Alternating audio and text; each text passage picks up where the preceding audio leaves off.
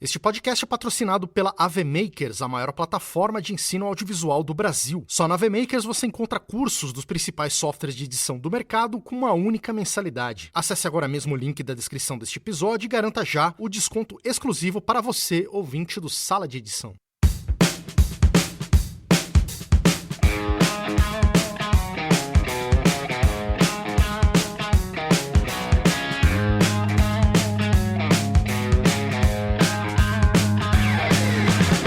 Muito bem, senhoras e senhores, estamos de volta em mais um episódio do Sala de Edição para vocês. Eu, Rafa Costa, aqui com o meu amigo, companheiro, parceiro de podcast, Marcelo Ferraz. Salve, salve, meu colega. Fala, Rafa. Fala, pessoal. Muito feliz de estar aqui de novo com vocês. Muito feliz, como sempre, eu também estou. E a gente está aqui com dois convidados especialíssimos para falar sobre edição de filme, para saber deles, tirar todo o segredo aí de como eles chegaram lá e de como quem quer chegar lá pode chegar lá. Marcelo Ferraz, faça as honras da casa. Vou começar aqui pelo estreante no Sala de Edição, mas ele só é estreante aqui no podcast, porque ele tem uma bagagem imensa de longas-metragens. William Dias, muito obrigado por estar aqui com a gente, cara. Salve, salve, galera. Salve aí, povo. William Dias pela primeira vez no Sala de Edição. E estamos aí, vamos conversar, falar sobre montagem, é isso. É o nosso ofício. E nós temos aqui também um antigo conhecido de vocês que acompanha o Sala de Edição. Rafa, dá pra chamar ele de padrinho do Sala de Edição, será, cara? Pô, eu gostaria que ele aceitasse essa alcunha. É só isso que eu digo. Então já vou jogar aqui e ver se ele curte essa alcunha, porque esse nosso amigo tá aqui desde o episódio 10 e participou do encontro do Sala de Edição presencialmente, que a gente gostaria de refazer esse ano. Então é com muita alegria que a gente tem aqui Lucas Gonzaga. Seja muito bem-vindo, Lucas. Pô, obrigado, que massa estar de volta, depois de um bom tempo, né? E, pô, é um prazer sempre estar falando com vocês, foi muito legal.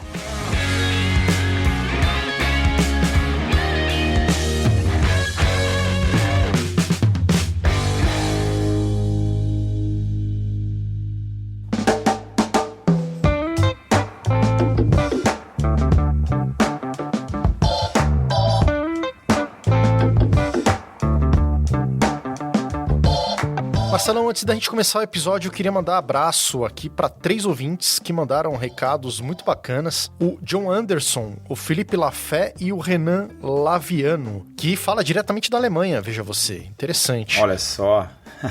Ouvintes internacionais. É, cada vez mais. E é muito bacana, né, receber esses recados assim, da galera curtindo bastante o podcast, dizendo pra gente continuar, dando aquele ânimo. Muito legal, né? Muito bom ver que, assim, a gente consegue fazer alguma diferença, né? Tem ali mensagens falando de, tava desanimado com a profissão e ouvi vocês, deu um gás. Então, dá um gás pra gente também. Saibam que qualquer recadinho que vocês mandem, qualquer mensagem aí de apoio, deixa a gente muito feliz e nos ajuda aí a continuar com o podcast. Então, muito obrigado, pessoal. Manda recados. Mandem. Comuniquem-se. Marcelão, algumas coisas mudaram. Vem mais benefícios por aí para o Sala VIP, para os assinantes, para os apoiadores do nosso podcast. Opa, então fala aí, Rafa, o que temos aí de novidades? Agora a gente tem as versões estendidas e sem anúncio do Sala de Edição. Ou seja, os ouvintes apoiadores vão ter acesso aí às versões estendidas, completinhas e sem cortes dos episódios do Sala de Edição. Fora isso, os ouvintes já sabem, mas é bom sempre dar aquela lembrada, que a gente dá acesso também ao grupo do Sala VIP no Telegram, né? Que é o grupo fechado para os apoiadores. Pois é, esse nosso grupo aí do Telegram já tem mais de 100 editores e editoras presentes, e ali é aquela coisa do Telegram mesmo, de rede social, você pode trocar ideia, você pode pedir ajuda, dicas profissionais, tem muito trabalho que aparece lá também. Isso é uma coisa bem legal, né, Marcelão? Tem rolado vários jobs freelancers por lá. Eu mesmo tenho indicado alguns colegas ali, apoiadores, que acabam virando amigo, né? E a gente acaba tendo acesso também aos rolos, repertórios. Então a gente sempre dá um toque lá quando tem algum trabalho sobrando. E a galera tá fazendo isso também. Sempre quando tem um freelancer ali, a galera generosamente vem oferecendo, vendo se alguém pode pegar. Enfim, é muito bacana pra quem tá lá dentro. Além daquela coisa maravilhosa, né, Marcelão? De sempre a gente, quando tá no perrengue ali, eu principalmente vira e mexe, esqueço um atalho ou alguma função e eu não lembro como faz. É mais rápido que o Google, rapaz. É impressionante. Você joga lá, galera, alguém sabe aí fazer não sei o quê? Em 2, 3 minutos já tem 3, 4 pessoas te respondendo ali e você resolve o teu pepino. Isso é muito valioso. A coisa já se paga fica só numa ajuda dessa. E a outra novidade é que a gente vai voltar com o Happy Hour do Sala VIP, Marcelão. Mas agora vai ser ao vivo no YouTube. Olha aí, a gente entrou no mundo do visual, a gente só tava no áudio. Cedemos. Fazer o quê, não é mesmo? Pois é, eu sempre tive uma implicânciazinha assim com essa ideia do podcast em vídeo, mas é uma outra pegada, é a ideia de vez em quando a gente sentar ali e trocar uma ideia online, usando a plataforma do YouTube, que tem essa possibilidade aí do chat, do ao vivo, que a gente não tem, obviamente, no podcast. Então a gente tá abrindo essa sessão aí, porque eu acho que pode ser muito interessante, pode trazer muita coisa bacana de fazer o ao vivo dessa forma. É, o Happy Hour que foi um sucesso aí, né, no começo e no meio da pandemia aí, com as versões pelo Zoom que a gente fez, a gente trouxe o Hashimoto, a gente trouxe o pessoal lá do Na Ilha, a gente trouxe também o Nakata, enfim, talvez eu esteja esquecendo de alguém aqui, mas foi muito bacana e a gente agora vai levar pro YouTube e o ouvinte apoiador do Sala de Edição vai ter preferência, em vez daquele superchat, né, que você precisa pagar para dar aquela furada na fila, o apoiador do Sala de Edição vai ter já o seu lugar garantido na primeira fila e promete ser muito legal. A gente vai estar ao vivo, eu e o Duca Mendes, num estúdio aqui de São Paulo. Fica atento às datas, a gente tá divulgando todo mês, então sempre um convidado especial agora ao vivo no YouTube para vocês do Sala VIP. O acesso vai ser liberado, né, para todos os ouvintes e espectadores que quiserem entrar, mas a preferência das perguntas e das pautas, sugestão de pauta, pergunta e assunto, vai ser dos assinantes do Sala VIP. E mais uma vantagem de você ser assinante do Sala VIP é que você ganha descontos exclusivos aqui dos nossos patrocinadores. Então sempre que tem um produto ou serviço de uma dessas empresas que ajuda o Sala de Edição, você, assinante do Sala VIP, ganha aí um super desconto para poder aproveitar ainda mais. É isso aí, então a gente tem 3 planinhos, o bronze, o prata e o ouro, todos os 3 dão esses benefícios. O prata e o ouro vão ter algumas coisinhas a mais, uma exposição ali no site, agradecimento no episódio, dá uma olhada no saladeedição.com.br, vai lá em Sala VIP, tem tudo descrito ali bonitinho para você poder assinar pelo Apoia-se, pelo Patreon e também agora pelo Apple Podcasts, Marcelão. Pois é, a gente tem essa novidade aí. Como é que é isso? O Apple Podcast tem uma vantagem, Marcelão, que o ouvinte pode fazer uma assinatura anual com desconto e já tem acesso no próprio feed aos episódios estendidos e sem anúncio. Para quem ouve em outras plataformas, infelizmente essa ferramenta ainda não está disponível, então o ouvinte vai receber o link do episódio estendido e sem anúncio diretamente no Telegram. Mas quem assina pelo Apple Podcasts, a plataforma libera ali a versão sem corte já para você ouvir no seu celular ali bonitinho, sem precisar acessar nenhum link. E também, assinando anualmente, tem desconto, você deixa de pagar 2 mensalidades, ao invés de pagar 12, você paga só 10 mensalidades, ajuda bastante o Sala aí, que você dá aquela adiantada no nosso caixa aqui e já garante aí 1 ano de assinatura e de vantagens do Sala de Edição. E não se esqueçam de dar aquela força pro Sala de Edição, entrando ali no seu agregador, coloca ali as 5 estrelinhas, coloca ali um comentário bacana a respeito do Sala, que isso ajuda pra caramba a gente a crescer, a chegar a mais pessoas, porque o algoritmo geralmente só funciona assim, né? Você tem ali as avaliações e ele distribui para as outras pessoas da nossa área, então isso dá uma super força pra gente aqui no podcast. E pessoal, se vocês não têm acompanhado, tem evento muito bom a caminho aí, tá chegando a FilmeCon, hein, Rafa? É isso aí, dia 24 e 25 de maio, FilmeCon 2022, não perca tempo e garanta já o seu ingresso, dá uma olhada no site filmecom.com.br, que lá tem todos os participantes, vai ter muita coisa bacana e o ouvinte do Sala de Edição ganha desconto. Se você é assinante do Sala VIP, você ganha R$100 de desconto, então entre em contato com a gente pelo grupo, que você ganha o seu cupomzinho e garante aí 100 pila no bolso, Marcelão. Pô, faz diferença, hein? 100 hoje em dia tá fazendo falta. Tá fazendo falta. É isso aí, pessoal. Garanta já os seus benefícios exclusivos. Entre em saladeedição.com.br e confira lá os 3 planinhos que a gente tem preparado especialmente pra você. Bora pro episódio, Marcelo. Vamos nessa.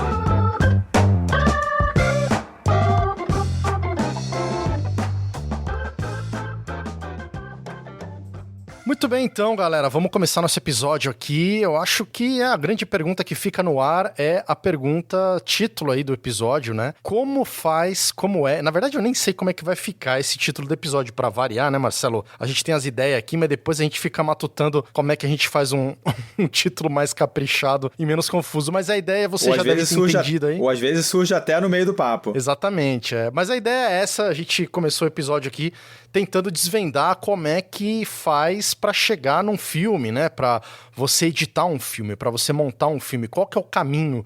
E a gente trouxe aí 2 ilustres convidados. Acho que vale a pena só dar uma pincelada aqui, Marcelo. Para quem não conhece, porventura, a carreira e trajetória aí do Lucas Gonzaga e do Willen, acho que vale a pena dar uma situada na galera. Tanto um quanto o outro, se você colocar aí no IMDb, a gente até brincou aqui com o Willen, né? Quando eu digitei o nome dele, Marcelão, meu computador travou, cara. Travou, assim. Eu dei um scroll, de repente ficou muito pesado, ligou ventoinha, porque a lista do rapaz é enorme. Eu tava olhando o IMDb no celular e o scroll não acabava, cara. Eu corria a tela e não acabava a lista de filme. Um dos últimos filmes que ele montou foi Meu Nome é Bagdá, que foi um filme bem reconhecido, premiado, muito bacana. Eu, sinceramente, Marcelo, eu não sei nem o que citar aqui, cara.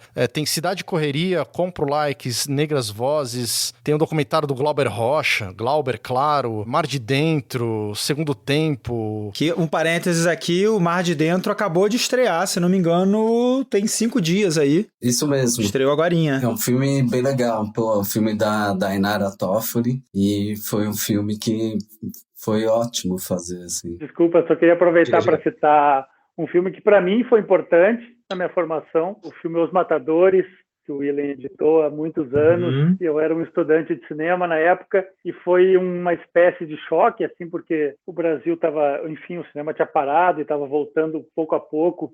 E aí surgiu um filme de gênero, né? Um filme muito, não sei se a nova geração viu, mas recomendo com muita veemência que assistam, que é um filme realmente muito bacana, que eu lembro direitinho, tu vê, eu nunca mais assisti o filme desde lá, né?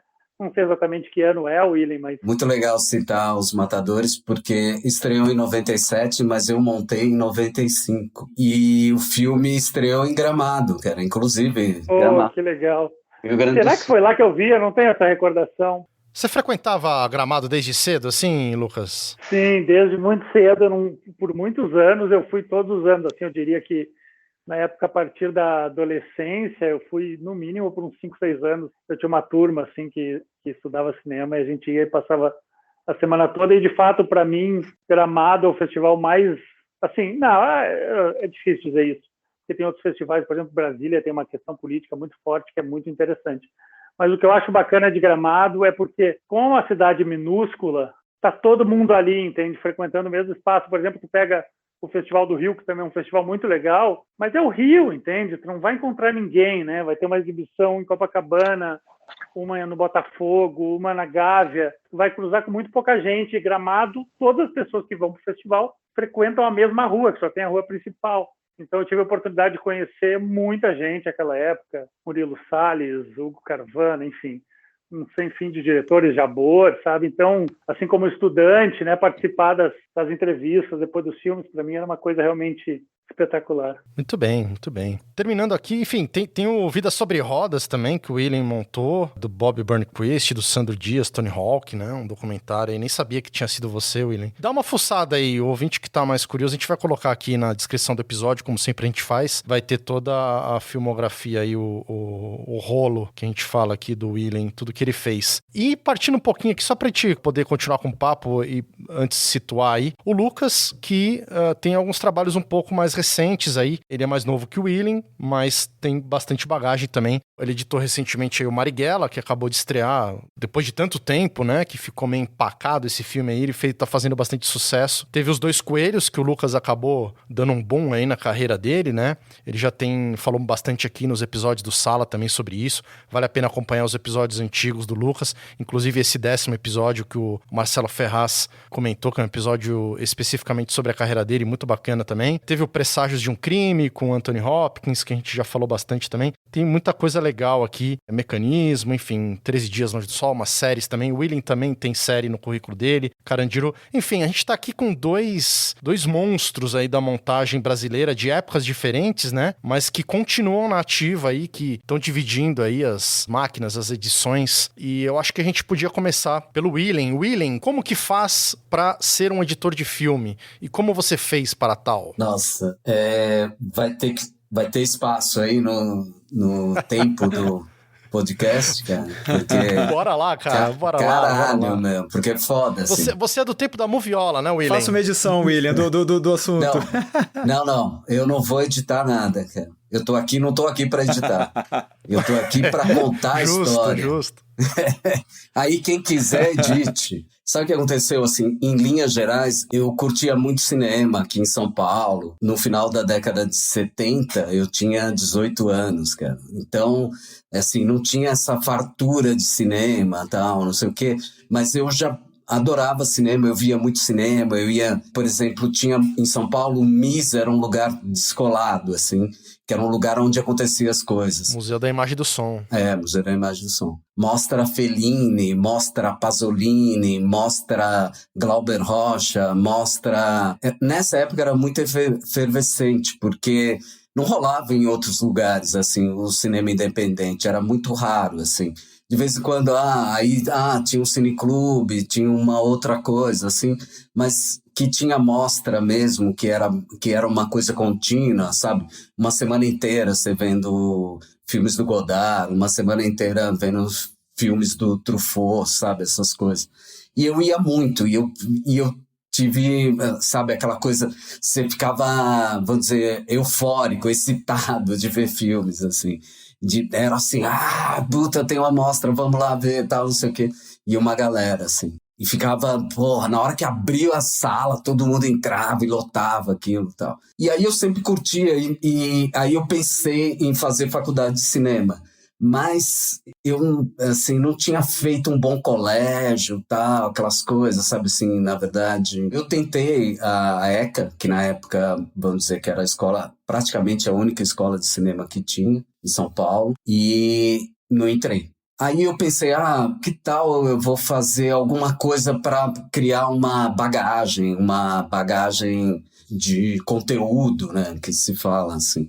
E aí eu pensei em escolher história e entrei na história, só que eu entrei na história na PUC, e que era muito legal, porque a PUC, você fazia a faculdade numa coisa que era maior, que era a universidade, que era assim, você tinha aula com professores e com alunos das outras faculdades. Então eu tinha aula com pessoas das letras, das comunicação, psicologia, enfim, de humanas em geral. E aí, eu curti pra caramba o primeiro ano da faculdade, que era isso, o primeiro ano. A partir do segundo ano era específico, né?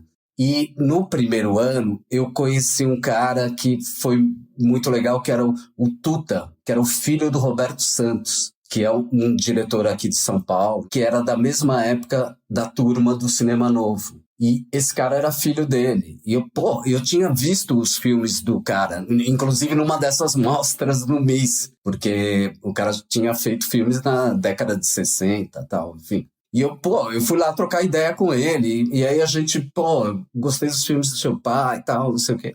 Aí a gente ficou amigo, começou a fazer trabalho junto, sair e tal, e falar sobre cinema e tal. Aí passou o primeiro ano, no segundo ano virou específica. E aí eu sofri pra caramba. Aí era só história, só aquela coisa de história, tal, não sei o quê. E eu comecei a achar, não vai dar certo, tal, não sei o quê. Aí chegou no meio do segundo ano, eu falei, vou sair fora. Puta, eu preciso trabalhar, tal, não vai dar pra eu continuar estudando na faculdade e tal, não sei o quê.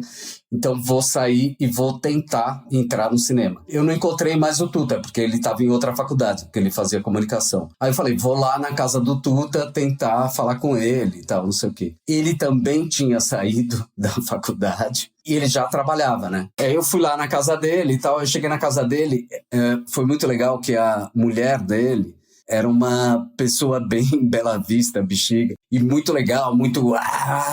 E aí, de cara, assim, ela já me deu um monte de endereços de produtoras. E aí eu fui atrás, tá aqui um monte de produtora. Isso foi muito importante para mim, ir atrás dessas produtoras.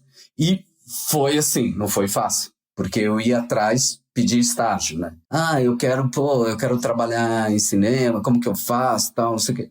Eu pensei que entrando de assistente de câmera, que eu conheci o Tuta, que ele era assistente de câmera, quem sabe eu podia encontrar com ele e ali, de repente, rolar alguma coisa de ajuda e tal. E aí tentei assistente de câmera. comecei, o que você quer fazer? Quero fazer assistente de câmera. Não preciso, tal. Sempre assim, não. Mas uma coisa foi muito especial, que um cara chegou pra mim e falou, o que você quer fazer? Eu falei, eu quero fazer assistente de câmera. Você sabe alguma coisa de câmera? Eu falei, não sei nada, eu quero aprender, né? Então, por que você fala que quer fazer assistência de câmera? Você não sabe nada de câmera, como que você fala que quer fazer assistência de câmera? Mas eu quero aprender. Não fala que você quer fazer assistência de câmera. Fala que você quer fazer qualquer coisa. Aí eu falei, então, eu quero fazer qualquer coisa, cara. Aí ele falou, não, qualquer coisa agora eu não tô precisando. Aí eu fui no cara imediatamente, assim, que até eu lembro o cara que era o Sidney, dono da Oca Filmes, eu tinha lá o nome do cara. Aí cheguei no Sidney, o que você quer fazer? Eu quero fazer qualquer coisa, eu quero aprender, eu quero entrar no cinema, eu quero trabalhar, quero fazer estágio, quero fazer qualquer coisa. Aí o cara falou pra mim, não existe qualquer coisa no cinema. Você tem que falar, por exemplo, que quer fazer assistência de câmera.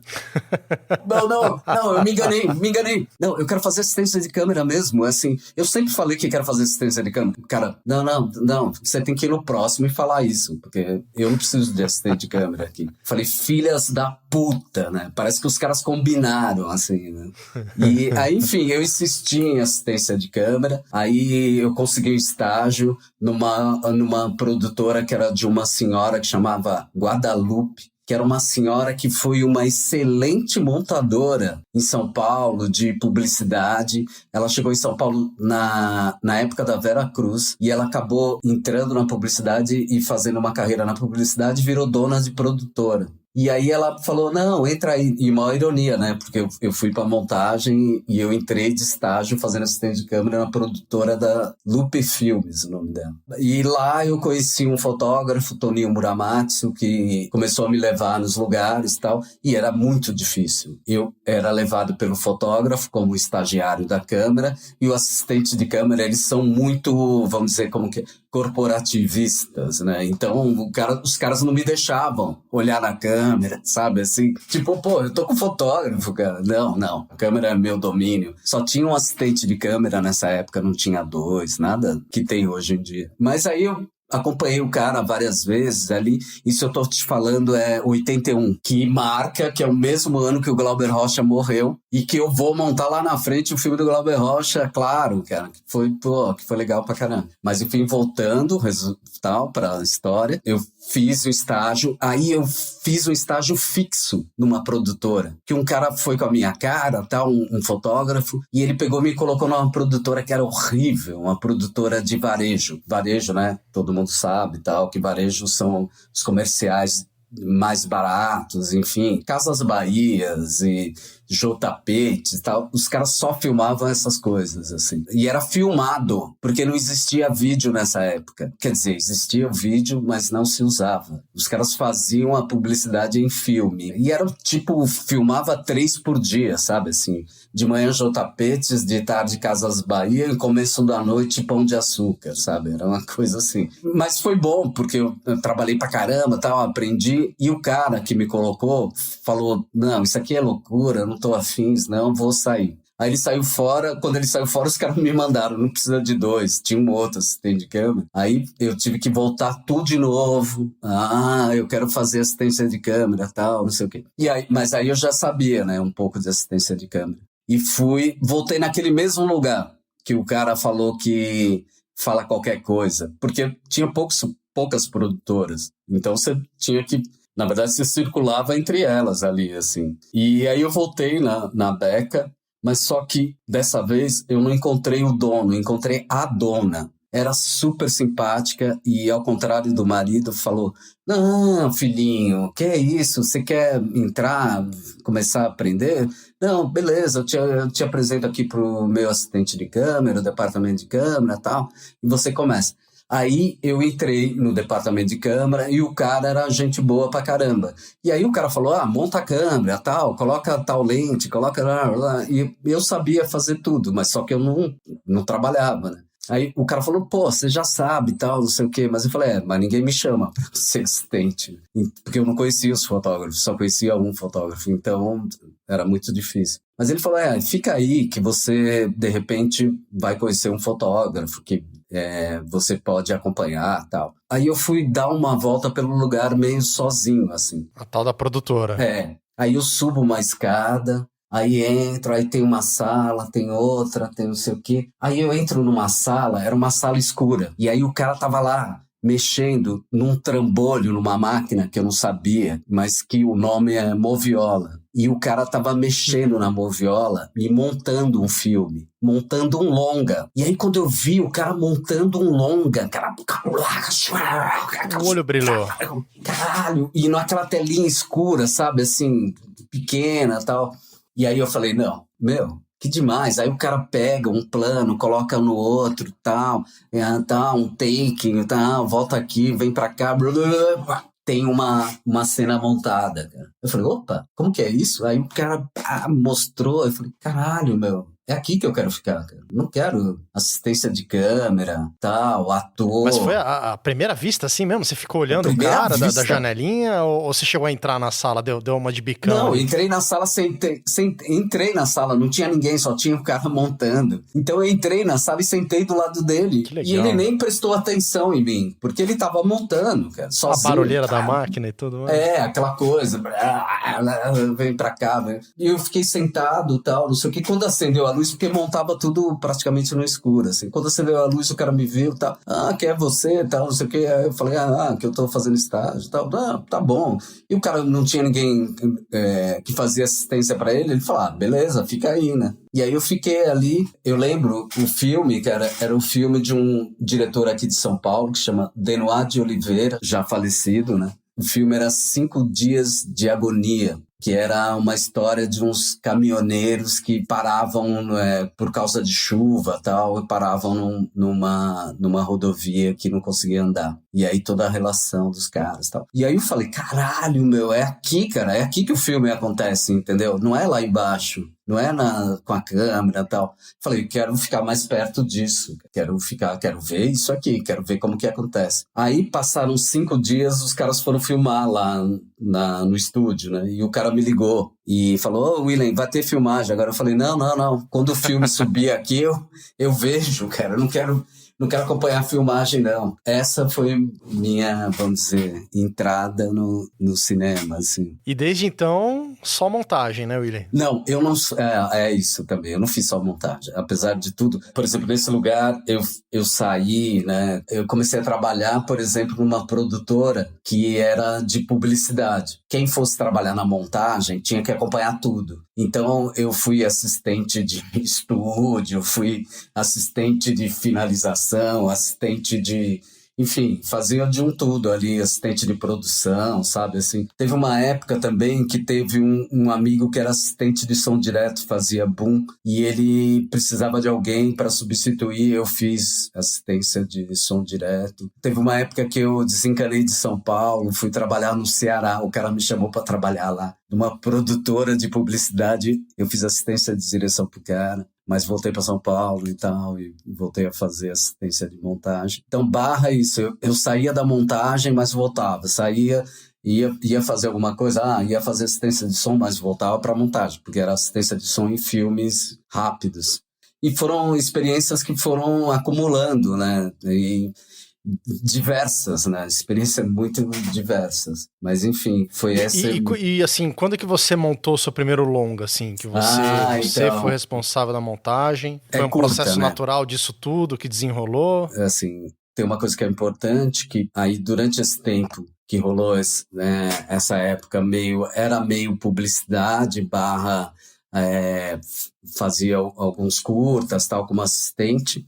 E eu estava fazendo assistência num curta que era o Hermeto tocando numas cavernas, que era a Sinfonia do Alto Ribeira, chamava. O Hermeto Pascoal. Era um filme muito lindo. Até tem umas imagens, se você colocar no YouTube, tem umas imagens. Assim, às vezes, quando eu vejo, eu acho que é edição minha, às vezes eu acho que não. Porque esse filme não foi finalizado. Mas, enfim, como que aconteceu? Eu tava de assistente de montagem nesse filme, que era a Sinfonia do Alto Ribeira, e o cara tava montando. E começou a montar. E era um filme muito lindo, sabe? Assim, cara, a natureza, na sua essência, os puta imagem. E o cara filmou bem, tinha grua, tinha umas coisas, o cara conseguiu uma grana, enfim. Então era muito foda, assim. E de repente o montador, e ele mostrou pro diretor, e o que aconteceu foi assim, o cara falou, eu não curti, isso aí que você tá fazendo e tal, a gente vai ter que rever. Aí o cara levantou assim, do jeito que eu tô te falando. Levantou e falou, tá bom, eu não quero mais montar esse filme. Se quiser, monta aí com o Willem. Caralho, Na fogueira. Cara, assim, eu era assistente, cara. Caiu no colo. Porra.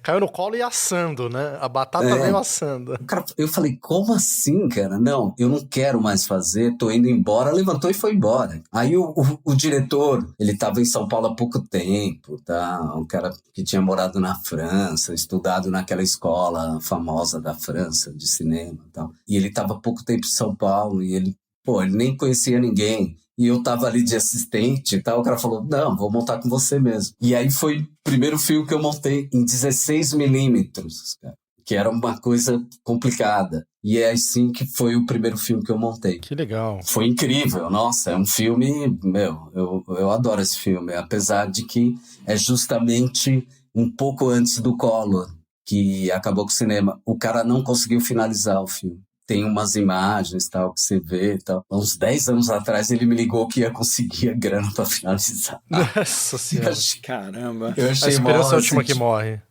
E aí até hoje, eu acho que, quer dizer, imagina, né, cara? O filme era de 88, 89 e tal. E o cara não conseguiu finalizar. E você, Lucas, como é que você chegou num filme? Você já contou um pouco dessa história, mas já foi há quase 100 episódios atrás, veja você. Já faz um tempinho.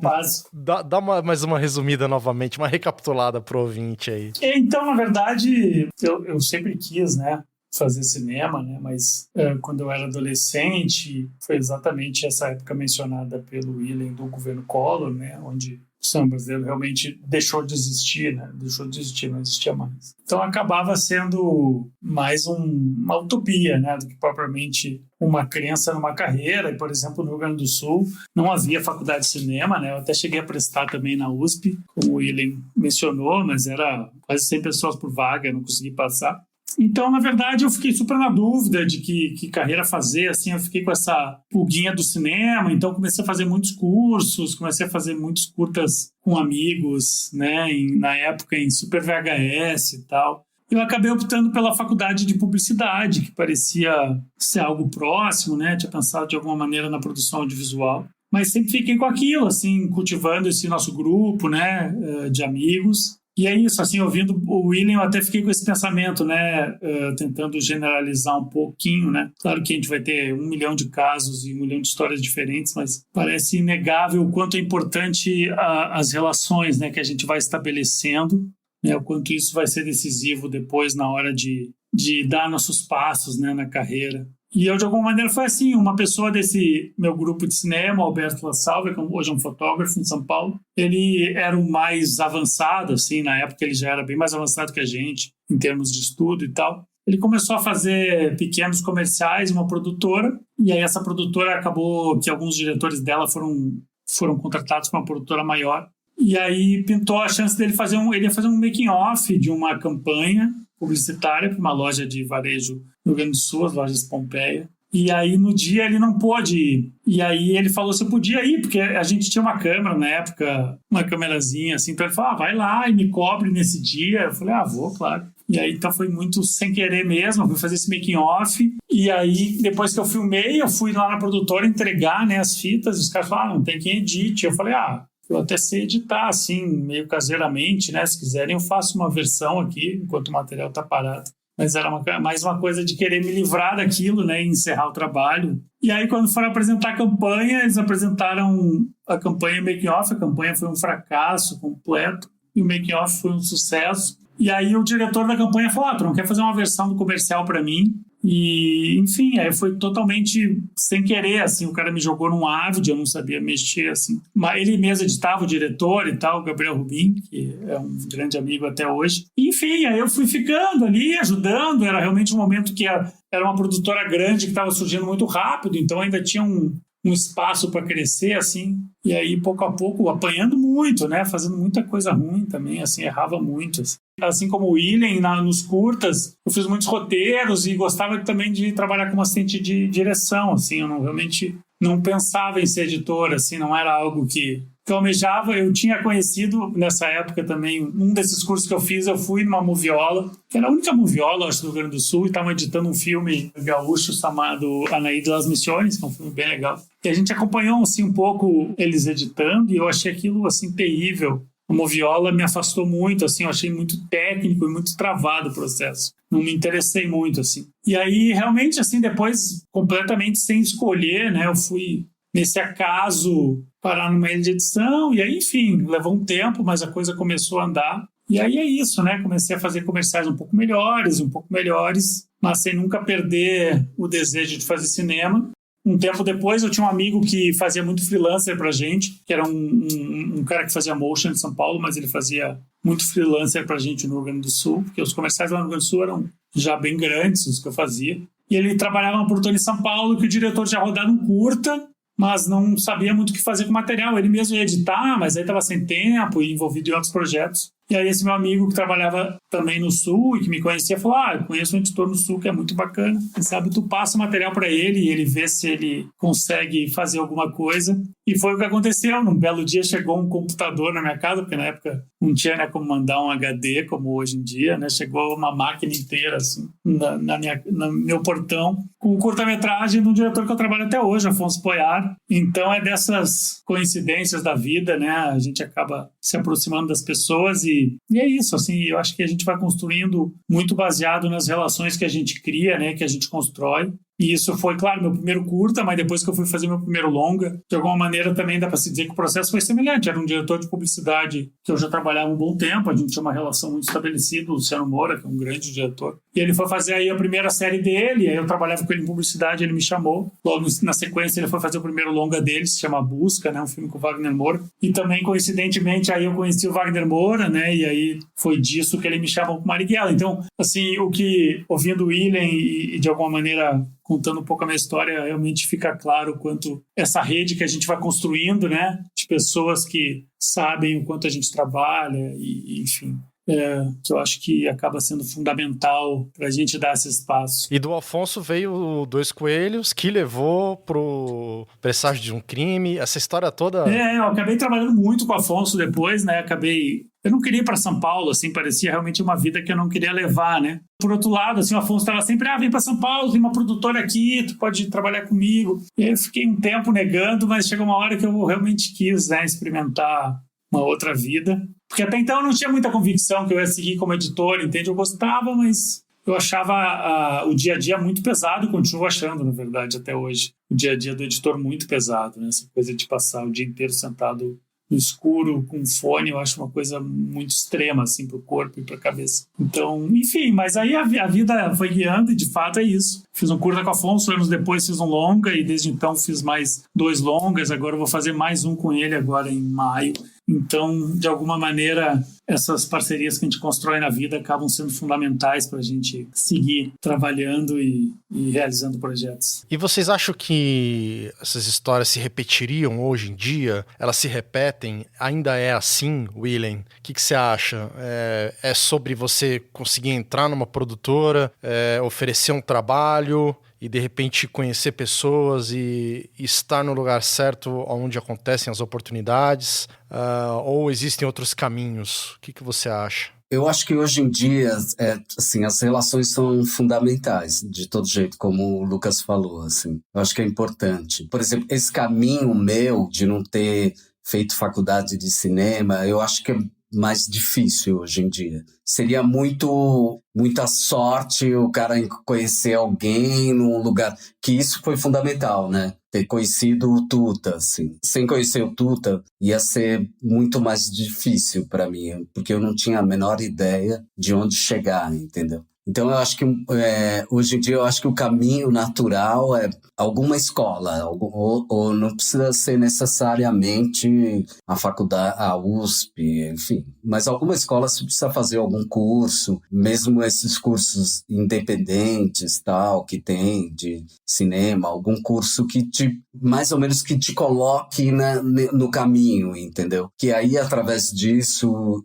de situar com pessoas, tal, você pode, de repente, ter uma relação e conseguir ter essa ligação. Eu acho muito difícil o que aconteceu comigo acontecer hoje. Assim. É exceção da exceção. Foi difícil na época também. Não vou dizer que foi tranquilo, tal. Não, foi difícil. Do mesmo jeito que assim que eu consegui, eu podia ter tomado um monte de não. Eu tenho amigos que tentaram a mesma história e não conseguiram. Então, eu acho que hoje em dia, eu acho que mais próximo é você conseguir entrar nessa rede que tem alguma ligação com escola, assim. Pode ser faculdade, como pode ser técnico. Você sabe que isso é uma questão recorrente, assim, tanto aqui no Sala, quanto em fóruns e outros podcasts também. Hoje em dia, até por uma questão social, né, de acesso também, porque quer não, a faculdade é uma coisa que não está ao acesso de todos, né? Seria errôneo da nossa parte falar que qualquer um pode fazer. E ao mesmo tempo a faculdade de cinema é uma coisa mais difícil ainda, né? Eu, por exemplo, sou um cara que não consegui fazer a faculdade de cinema, embora queria ter feito na época, a minha condição foi de pagar, não consegui passar em pública, paguei uma particular e comunicação social em rádio e TV na época, hoje em dia nem tem mais esse nome, mas era bem mais barato e mais possível, né? E essa discussão, ela é grande hoje em dia, sobre isso de, faculdade, adianta ou não adianta, é perda de dinheiro ou não, é investimento. Eu queria que você falasse um pouco mais, assim, você que é um cara mais experiente e já viu muita coisa, já viu várias épocas diferentes acontecendo. Você acredita mesmo, então, nisso, no poder da formação? Deixa eu até aproveitar, Rafa, e juntar uma pergunta aqui que me veio na cabeça. William e Lucas, além disso, dessa questão do conhecimento, para vocês, conhecimento de software, vocês acham que faz toda essa diferença? O Lucas falou aí que caiu de paraquedas no Avid e se virou. Isso faz diferença realmente ou não? É esse conhecimento, é essa formação, é esse conhecimento de linguagem, de cultura? O que vocês acham? Juntando aí com a pergunta do Rafa. Eu não estou falando exatamente a faculdade, entendeu? Não acho que seja exatamente a faculdade. Mas, assim, tem cursos, né? Você pode fazer AIC, um curso de cinema, sabe? Esses cursos, vocês sabem, né? Tem a EBA, que é a Academia Internacional de Cinema. Tem várias escolas, cursos de férias, intensivos, de 1 ano, né? Tem curso de 6 meses, tem cursos variados, assim. Depende muito de cada um, né? Eu acho que isso é meio básico, assim, o quanto você está determinado, se é isso que você realmente quer. Eu acho que você tem que tentar. Por exemplo, você fez uma faculdade, Rafa, né? Você fez uma faculdade de comunicação. É um caminho, cara. Você fez uma faculdade que te deu um caminho ali que mais ou menos você seguiu por essa onda, né? Eu acho que também é isso, assim, o quanto você vai buscar no seu caminho o que vai determinar. O cara pode fazer uma faculdade de letras e tentar o caminho de ser um roteirista. Enfim, existe, eu acho que independe da faculdade, sendo que eu acho que não é necessariamente faculdade. É o ensino em si, né? A educação. O ensino, a educação. Eu acho que isso é importante. Não quer dizer que é determinante, que você vai lá e vai aprender. Não estou falando isso. Porque justamente você aprende na prática, né? Você só aprende realmente, vamos dizer, a atividade, enfim, a sua função, você só aprende na prática, assim. Teoricamente, você não aprende nada, assim. Então, você precisa praticar. Mesmo que você faça que faculdade, que escola que você faça, tal, não sei o que, você tem que tentar de alguma maneira praticar. Tentar, ou juntar com os amigos, enfim. maneiras, né? Enfim. E essa parte da técnica que o Marcelo falou, você editou na Moviola, deve ter pego o linear e depois o não linear, né? É isso.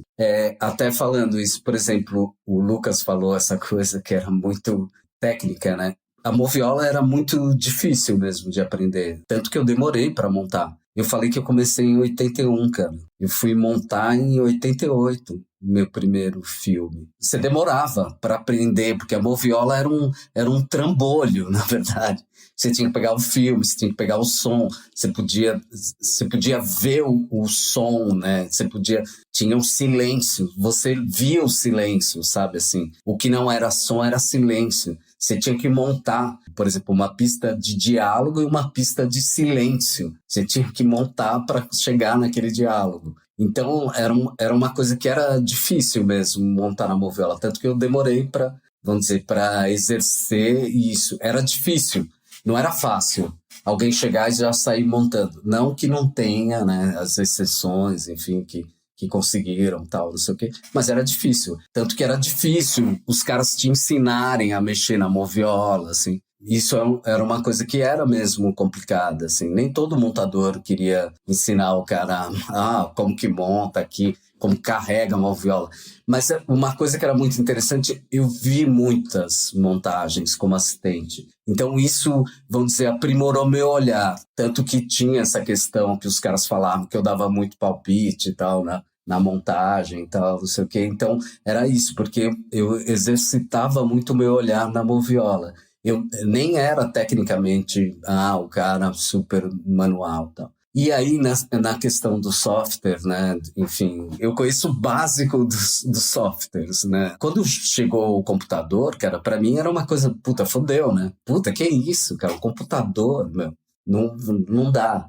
Teve também, né, que você falou linear, né, teve uma época que montava em Umatic e em Beta e até montava em VHS. Eu aprendi a montar nessas, foi a pior fase da minha vida como montador, foram a fase do linear, assim. Mas enfim, se você quisesse trabalhar, você tinha que aprender, enfim, aí eu aprendi e tal, não sei o que, e montava também. Mas você acha que hoje tem esse espaço, assim, pra quem quer aprender já, ou não, tem que chegar sabendo já? Eu acho que é mais difícil hoje em dia, sabe por quê? Porque não tem assistente, não tem formação. Eu fui assistente, por exemplo, eu tive assistentes que acompanhavam a montagem. Hoje em dia não tem, né? Ninguém tem mais assistente. O assistente prepara o material e vem na fase final para também fazer os deliveries do material. Mas você diz assim de assistente de montagem? Porque a gente até que tem, né?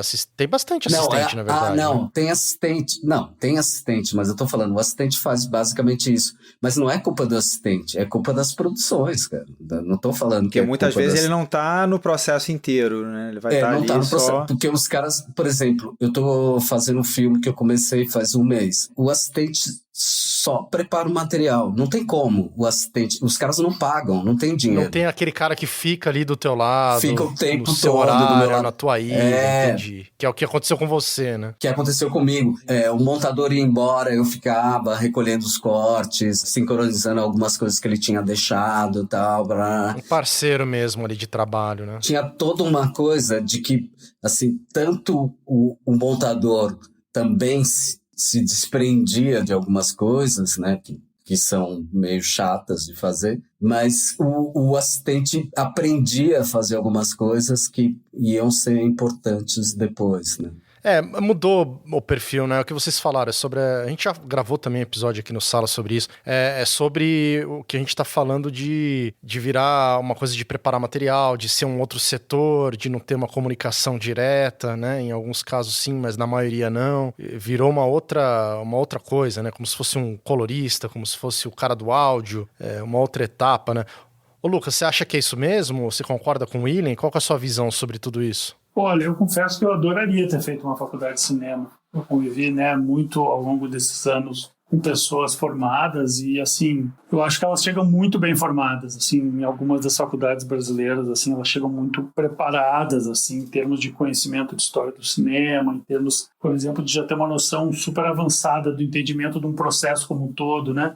Apesar de eu ter pegado um momento um pouco adiante, né, do William, né, que ele relata essa coisa de realmente tentar conhecer um pouco de cada coisa, mas eu também, assim, realmente eu não tinha conhecimento, assim, isso acho que faz falta, assim, não que seja um impeditivo, mas eu acho que vai tornar o teu processo um pouco mais complicado. E hoje realmente eu não enxergo mais, assim, até porque tem muitas faculdades e tem muitos cursos de alta qualidade em muitos lugares, né? As pessoas estão mais preparadas, né? E com isso as produtoras esperam que mesmo o estagiário já tenha uma base de conhecimento grande, né? Que realmente, assim, em outras épocas era quem tivesse afim, né? Tinha uma demanda e pouca gente capacitada, assim, com conhecimento e com formação. Hoje tem muita gente, né? Então eu vejo, assim, até me impressiona, assim, agora eu tô fazendo uma série com 2 assistentes que eu não conhecia, fico impressionado, assim, com altíssimo nível de conhecimento deles, né? Já chegam com uma base de conhecimento muito grande de todo o processo, conhecimento técnico de software muito avançado, né? Como o William mencionou também, eu não sou um especialista em software, eu edito, mas eu não tenho, assim, não é uma coisa que eu não tenho, assim, essa curiosidade de conhecer todos os botões, todos os métodos. O senhor é um especialista em Final Cut 7. Eu gostava realmente mais do Final Cut 7, mas também foi 100% no improviso, né? Porque também eu caí em produtoras que usavam, na O2 no caso, né? Eu não usava, assim, fui pegando e ia pedindo ajuda para os outros editores, para os assistentes. Então eu realmente acho que a pessoa que tem, por exemplo, um conhecimento já considerável de software, ela vai ter uma vantagem, uma facilidade de ter mais oportunidades, né? Isso para mim parece inquestionável. E eu acho que o que muda muito, né, é o acesso, né? Porque é isso, o William daquela época não tinha um AV Makers, não tinha YouTube, não tinha Google, não tinha livro ensinando a mexer na moviola. A gente hoje em dia já tem, né, cara? O cara, a mina, pra chegar numa produtora sem saber mexer num software, fala, meu amigo, vai ali no Google e gasta 5 dias estudando software que você consegue, né? Então... tinha uma coisa que, de fato, mesmo que a pessoa fosse rica, era inviável. Não existia como alguém, pessoa física, ter acesso a um Avid. Quando eu entrei em 2002, era impossível. Um Avid custava centenas de milhões desculpa, de milhões não. Centenas, sei lá, custava, não lembro exatamente, talvez o William saiba. Eu imagino que era $200 mil ou algo assim, era uma coisa completamente inviável. Era isso. Então, em Porto Alegre, tinha 2 ou 3 Avids em Porto Alegre. Ninguém sabia mexer, então realmente não tinha. Aí, nesse caso, tu não tinha como selecionar entre pessoas que conheciam, porque ninguém conhecia. Não existia uma escola que ensinasse, não existia o YouTube que ajudasse, qualquer coisa, né? Então, realmente, assim, naquele caso, era isso. Era um conhecimento que era passado de uma pessoa para outra. No meu caso, às vezes abria um buraco, alguém estava saindo e tal. Ou uma produtora, como no meu caso, estava surgindo e não tinha pessoa capacitada. Porque não tinha ninguém que mexesse em Porto Alegre, né? A não ser na televisão, que era RBS, mas de lá não era o pessoal que ia ser contratado. Então, assim, realmente é outro tempo e outra exigência. E eu acho que realmente as pessoas precisam ter uma preparação hoje em dia para buscar uma vaga. Em outro momento, talvez não precisasse. Eu acho, na verdade, hoje, sinceramente, muito mais fácil até. Né, porque tem muito trabalho, né? E o trabalho descentralizou. O mercado aumentou também, né? Quando ele entrou, eram pouquíssimas produtoras. Mesmo quando eu entrei, no início dos anos 2000, já era mais pulverizado, mas ainda assim quem fazia filmes eram poucas produtoras. Né? Então tu tinha que entrar nessas produtoras. Hoje em dia, no Rio Grande do Sul, claro, agora estamos nesse momento de estabilidade, mas até pouco tempo atrás, no Rio Grande do Sul conseguia fazer 5, 6 longas por ano. Outros estados, né, teve essa descentralização que foi muito saudável para a cultura brasileira. Então, assim, é um momento que realmente, assim, eu tenho amigos no Rio Grande do Sul que fazem longas. Na minha época era inviável, né? Tu fazia um longo, saía um a cada 2 ou 3 anos, né? E aí, obviamente, que as pessoas mais experientes fariam, né? Hoje em dia começa a ter mais oferta de trabalho e isso permite que mais gente seja integrada. Por exemplo, o William deve saber, é muito raro uma pessoa muito jovem fazer um longa, né? Antigamente, hoje em dia já é uma coisa que acontece um pouco mais. Mas é evidente que ainda vai ter um processo, né, natural de ter um amadurecimento para poder fazer um filme. Mas William e Lucas, assim, correndo o risco aí de ser redundante, mas é que a gente tem muita gente que ouve o Sala de Edição e muita gente que é de fora de São Paulo. A gente tá falando muito de uma realidade aqui de São Paulo, um pouco do Rio também. Eu sempre gosto de puxar, assim, pra essa galera, né? É uma galera que gosta muito de ouvir quando a gente traz um Lucas, quando a gente traz um um Hashimoto, quando a gente traz um Willen, quando a gente traz, enfim, tantos montadores já passaram por aqui pelo Sala. A gente fica aqui atento a cada vírgula que vocês estão falando. Eu fico imaginando o que é para uma pessoa que não tá na nossa realidade ou não tá nem perto da nossa realidade, o quão preciosa são essas informações. Então, correndo esse risco da redundância, eu queria tentar formular alguns passos práticos para um aspirante a montador, né, de cinema.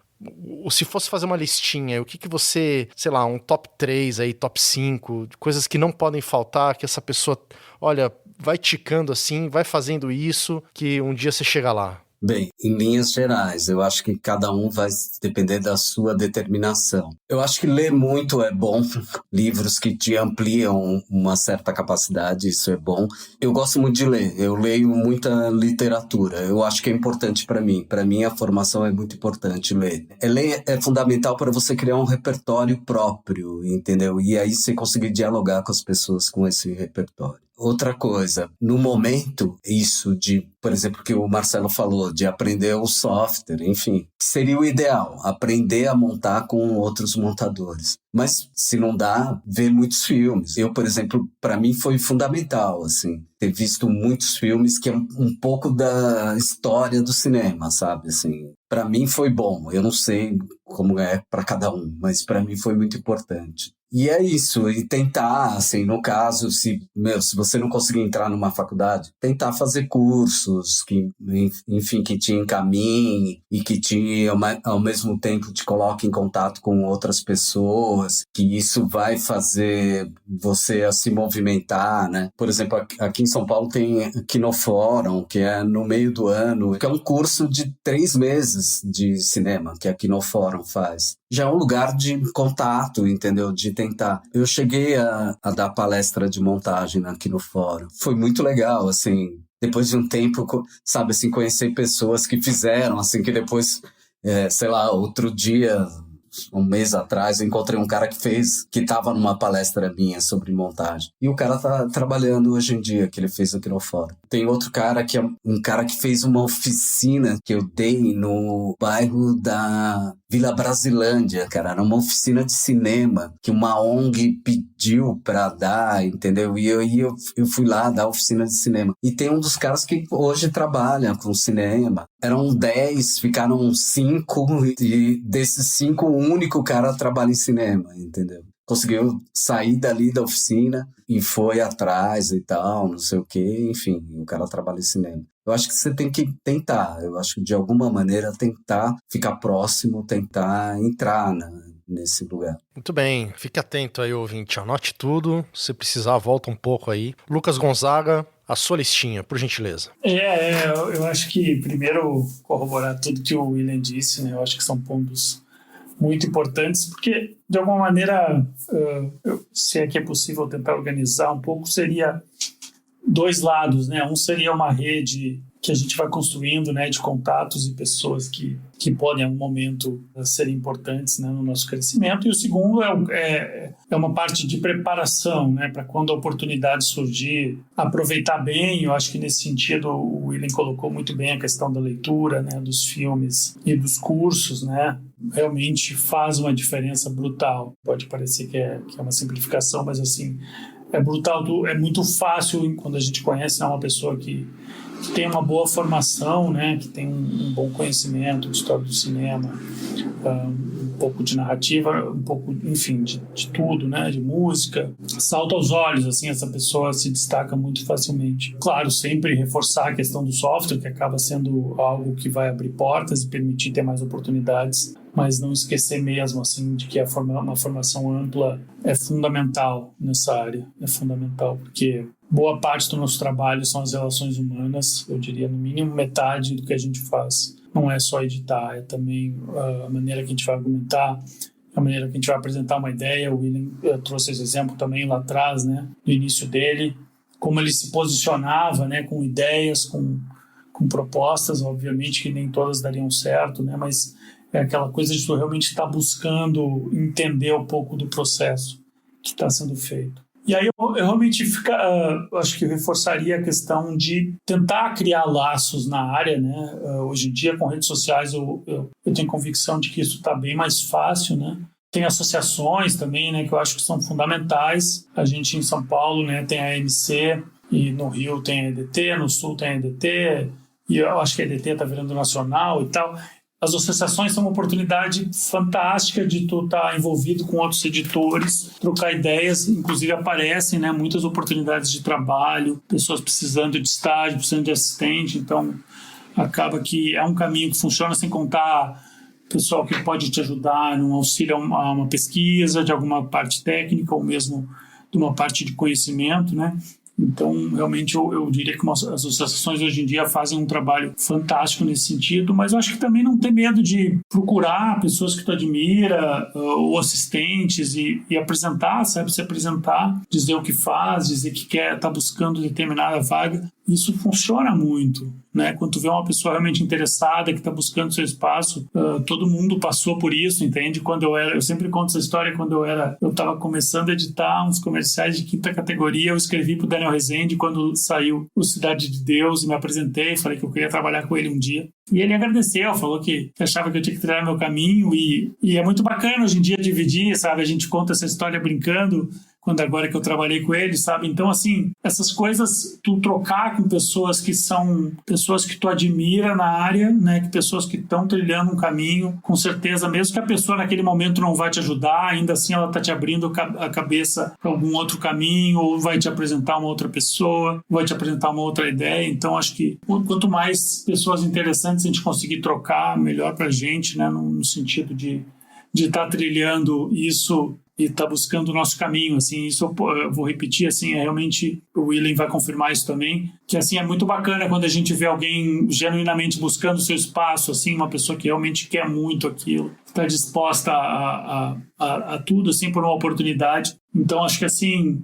hoje em dia isso tem uma certa facilidade, então acho que vale aproveitar, assim, e seguir um pouco, então, um lado de preparação e um lado de relações e também não ter medo, se for o caso de bater em produtoras, bata em produtoras, as produtoras vira e mexe estão precisando de gente, né? Não é uma coisa, assim, tão rara. Claro, hoje em dia tem muita indicação, mas ainda assim a gente vê produtoras grandes que eventualmente estão precisando de gente, não ter medo de bater, de escrever para o coordenador de pós, de apresentar seu currículo, seu trabalho. Eu acho que com certeza pode demorar, mas em algum momento a oportunidade aparece.